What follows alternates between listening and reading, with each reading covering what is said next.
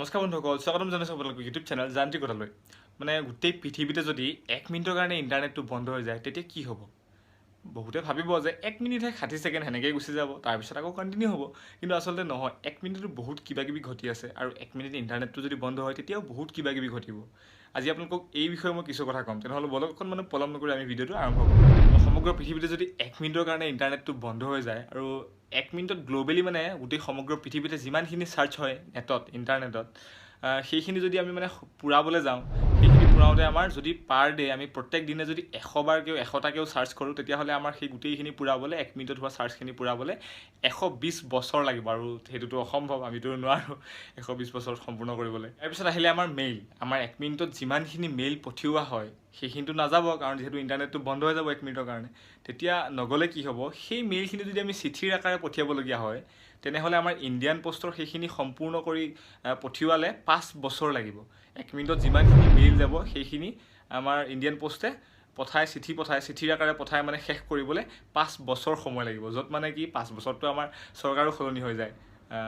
ইমান মানে এনেকুৱা ধৰণৰ ঘটনা হ'ব। ইয়াৰ পাছত আহিলে ফেচবুকটো যদি 1 মিনিটৰ কাৰণে বন্ধ থাকে, ইণ্টাৰনেটটো যদি 1 মিনিটৰ কাৰণে বন্ধ থাকে, তেতিয়া কি হ'ব?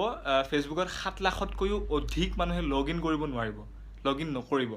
তাৰপিছতে আৰু 4.6 মিলিয়ন লাইক নহ'ব ফেচবুকত, আৰু 1.3 মিলিয়ন পোষ্ট নাথাকিব বা পোষ্ট নহ'ব ফেচবুকত যদি 1 মিনিটৰ কাৰণে ইণ্টাৰনেটটো বন্ধ হৈ যায়। ইয়াৰ পিছত টুইটাৰত যিমানখিনি টুইট হয় 1 মিনিটত, প্ৰায় 3,47,000তকৈ অধিক টুইট হয়। সেই গোটেইখিনি টুইট যদি আমি মিলাবলৈ যাওঁ, তেতিয়াহ'লে বাইবেল যিখন কিতাপ বা বুকখন, সেইখন 13ৰ পৰা 14 বাৰ আমি লিখি শেষ কৰিব পাৰিম সেই টুইটখিনিৰ 1 মিনিটত হোৱা মাত্ৰ।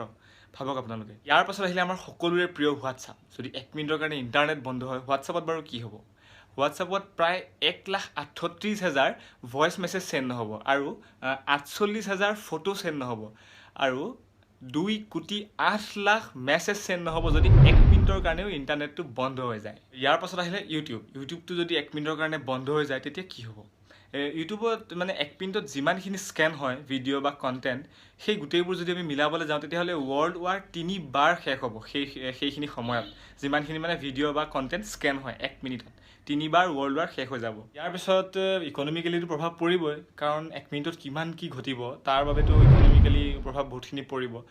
তেতিয়া আমাৰ যদি ইউটিউব আছে, সেই ইউটিউবৰ 7 লাখতকৈও অধিক লোকচান হ'ব, আৰু ফেচবুকৰ 22 লাখতকৈও অধিক লোকচান হ'ব, আৰু গুগলৰ 93 লাখতকৈও অধিক লোকচান হ'ব সেই 1 মিনিটৰ বাবে। আৰু যিবিলাক নন কেছ ট্ৰেনজেকশ্যনবিলাক, মানে কেছ পইচা নোহোৱাকৈ যিবিলাক ট্ৰেনজেকশ্যন হয়, সেইবিলাক ট্ৰেনজেকশ্যনৰ বাবদ 5 কোটিতকৈও অধিক লোকচান হ'ব।